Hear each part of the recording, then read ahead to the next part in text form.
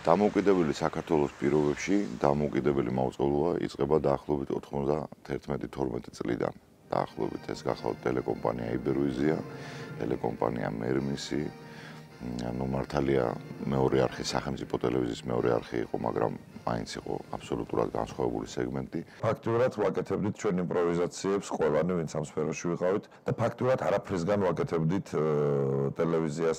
მეორე არხს რომ ქონოდა საკმაოდ კარგი სასუნთქი აპარატი მას გრძელი დისტანციისთვის გაეძლო, რა თქმა უნდა, მეორე არხი შეძლებდა დიდხანს არსებობას.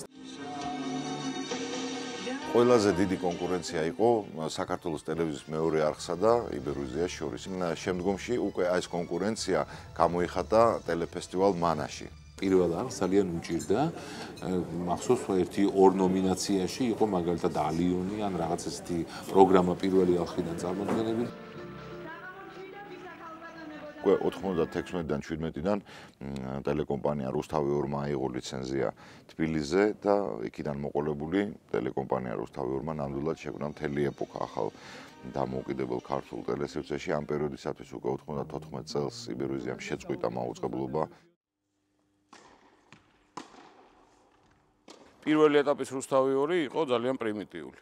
შემდგომ უკვე 90-იანი წლების მეორე ნახევარი იყო ზუსტად იმის ხარჯზე, რომ ჩვენ ვიპოვეთ იაფი გადაწყვეტები, დავიწყეთ კონკურენცია მაშინდელ მთავარ ტელევიზიასთან, სახელმწიფო ტელევიზიასთან პირველ არხთან. რეალურად უკვე ამ დროს უკვე გაჩნდა სარეკლამო ბაზარი.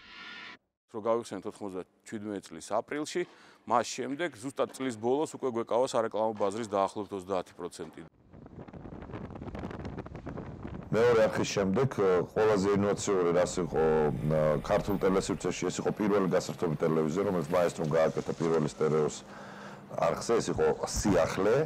და ამის შემდეგ უკვე ტელევიზიები განვითარდნენ და ჩამოყალიბდნენ მეტნაკლებად. რუსთავი 2 იყო ზუსტად მაგალითი იმისა, როგორ შეიძლებოდა ვთქვათ, ათეულობით მილიონ ბიუჯეტიან სახელმწიფო მაუწყებელს დაპირისპირებოდი და მოგეგო მისთვის კონკურენციაში და კომერციალიზაცია ტელევიზიის დაიწყო მაშინვე, როცა გაჩნდა რუსთავი 2. და მას შემდეგ სამწუხაროდ მე არ მინახავს არც ერთი кейსი, როცა ტელევიზია ახერხებდა ყოფილიყო სრულიად დამოუკიდებელი ფინანსურად. წესით და კანონით საზოგადოებრივი მაუწყებლობა უნდა იყოს გამოთავისუფლებული საერთო რბოლიდან სხვა კომერციულ არხებზე რეიტინგებზე ბრძოლას გულისხმობ.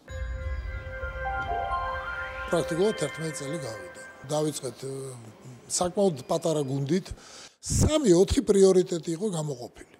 ეს იყო პოლიტიკურ, მოდი ესე ვთქვათ, სოციალური თემატიკა, რომელშიც მერე გახდა ლიდერი, ამ შემთხვევაში იმედი, 3-4 ფორმატით. ეს იყო დროება. მეორე იყო ინგა გრიგოლიას რეაქცია ток-შოუ, რომელიც კვირას აჯამებდა, თლიანად საინფორმაციო სამსახური და ქართული სერიალი. ჩვენ განსხვავებულები ვიყავით რუსთავისგან. ჩვენ ვიყავით პირველი, ვინც იყიდა ჩემპიონთა ლიგა. ფაქტიურად რუსთავი 2 იყო გარკვეული თვალსაზრისით ყინულმჭრელი იმ სფეროში, რომელშიც ჩვენ გამოცდილება არ ჰქონდა. რატო? იმიტომ რომ საქართველოს ტელევიზია მიუხედავად უამრავი ნიჭიერი ადამიანისა, ვინც მუშაობდა, ანუ პირველ არხს გულისხმობ, ხო? ეს ტელევიზია მაინც იყო გარკვეული თვალსაზრისით იმპერიის პროვინციული ტელევიზია. ეს არ იყო დამოუკიდებელი ქვეყნის ტელევიზია.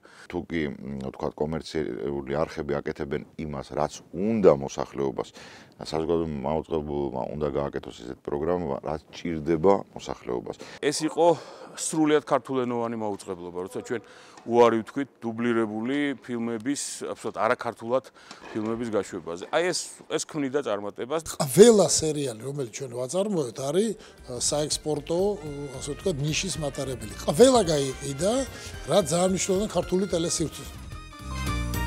მოხდა გაწევრიანება საქართველოს საზოგადოებრივი მაუწყებლობის ევროპის მაუწყებელთა კავშირში. ამ დღიდან უკვე დაიწყო ევროვიზიის კონკურსებში მონაწილეობა საქართველოს. თუ სარეკლამო ბაზარი იქნება თავისუფალი, არავის არც სახელმწიფოს ჩარევა უნდა, არავის ჩარევა არ უნდა, ტელევიზიები განვითარდებიან თვითონ. ტელევიზიის როგორც ბიზნესის განვითარება არასწორ გზით წავიდა და დღემდე ესე გრძელდება სამწუხაროდ. ჩვენ 2012 წლის ბოლომდე გვქონდა ესეთი რეალობა, რომ ერთი კომპანია ანაწილებდა ყველა ტელევიზიისთვის რეკლამას, ხო? რასაც ახლა ყველაზე დიდი სიმწვავით განიცდის ქართული ტელევიზიები, ეს არის პროფესიონალიზმის ნაკლებობა. პროფესიონალიზმი მათ შორის მენეჯმენტში. მოხდება გადანაწილება აუცილებლად. ჩემი წარმოდგენით ამ პატარა სარეკლამო ბაზრის და ამ პატარა ქვეყნის ამდენი ტელევიზია ცოტა მეჩვენება რომ ბევრი